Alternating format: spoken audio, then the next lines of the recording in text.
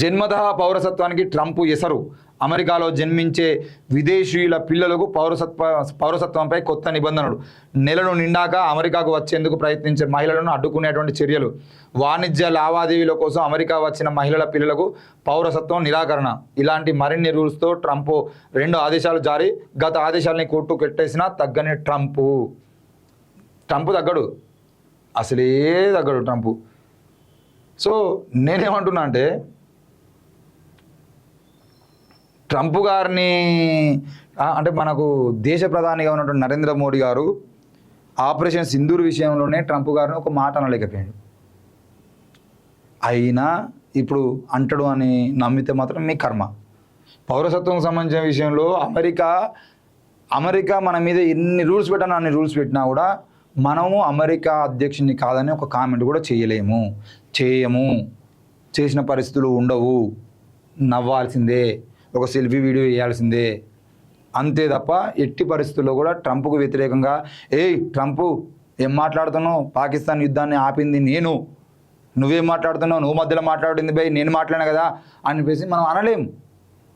విదేశీయాలకు సంబంధించిన విషయంలో ఆ ప్రపంచ దేశాలన్నీ రూల్స్ ఒక రకంగా ఉన్నా కూడా ట్రంప్ ఇంకొక రూల్ పెట్టినా కూడా మనం ట్రంప్ని ప్రశ్నించలేము. అంత గట్టి పాలన మనది, అంత గట్టి గుండె మనది, అంత దృఢమైన నాయకుడు మన నాయకుడు. ఈరోజు విదేశాలకు అమెరికాకు వాణిజ్య లావాదేవీల కోసం వెళ్ళినటువంటి వ్యక్తులకు ఒకవేళ మహిళలు పిల్లలకు పౌరసత్వం నిరాకరణ చేసి రేపు మొత్తానికే నిరాకరణ చేస్తారు. అవును బాయ్ మా దేశంలో మీకేం పని, జంపాన్ అంటే యాడైపోతారు. మళ్ళీ వచ్చినటువంటి వాళ్ళందరూ ఏం చేస్తారు ఆలోచించాలి. మన నాయకులకు ఎక్కువ కాలం భజన చేసేది ఉంటే ఆ భజన మన కిందికే నీళ్ళు తీసుకొస్తుంది. నరేంద్ర మోడీ గారు అంటే అందరికీ ఇష్టమే అనుకో, ఆ ఇష్టము ఎంతవరకు ఉండాలి, మనకు మంచి చేసేంతవరకు ఉండాలి. ఇట్లాంటి సమయంలో మాట్లాడకపోతే మనం ప్రశ్నించాలి. ఏదన్నా ఏదో చిన్న గొడవ అవుతుంది, గొడవ కాడ మా నాన్న చూసుకుంటూ నిలబడడానికి కొట్టుకుంటా అంటే అది నాన్న నువ్వు పోయి ఆపరాదు అని చెప్పేసి మనం అడగాలి. ఆ లొల్లి ఎందుకు మాట్లాడుకుంటారని చెప్పేసి మనం ఒక మాట మాట్లాడాలి.